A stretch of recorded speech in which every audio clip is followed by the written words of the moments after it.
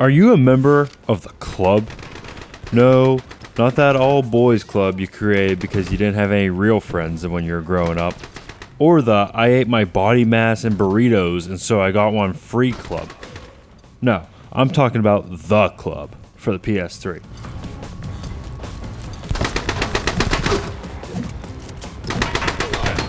Released in 2008, the developers couldn't decide if they wanted to make a racing game or a third-person shooter. Hey, said one of the creators, why don't we combine them? So after that guy got kicked out and fired from the team, they still didn't have an idea. So they decided to steal the guy's idea. Sega really is a group of ruthless people. So they created the club and called it the club so that whenever that guy who came up with the idea came back, they could say he's not a member and kick him out again. So you play as a new member of the club, and let me tell you, the creators went all out in the creation zone.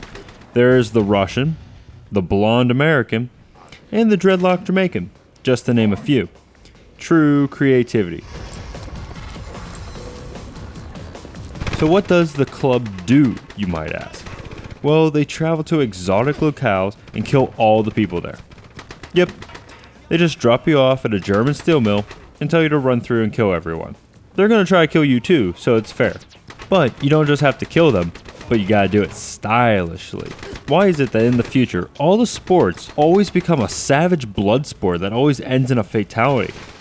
I don't think this is gonna be the future.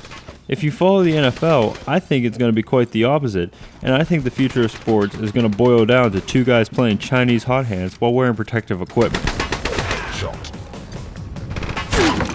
As you run through the levels, you will notice that there is a big emphasis on speed. No, not that delicious cocktail you fill your veins with during fourth period instead of reading Hamlet, although you will feel like you just shot up when you play this game. You will literally run through each level.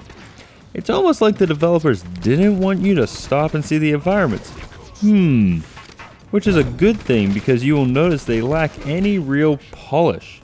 If they didn't tell you where you were going, I wouldn't be able to tell which environment was which. So instead of improve the graphics, they decided that they could just make you want to run past everything as fast as possible.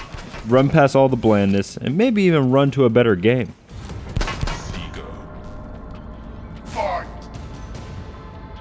You want to keep moving because you want to get your high score as high as you can, so that you can print out that high score number, glue it to your wall, and feel like you're a success whenever you see it. Everyone you kill nets you points, and if you kill two people in quick succession, you get a score multiplier, and it goes up and up and up. And your multiplier goes away if you don't kill anyone quickly enough. Imagine it's like that little giraffe that sits on your shoulder and tells you to kill everyone around you, and if you take too long, it jumps down and eats your cat. It's like that. Everyone has one of those, right?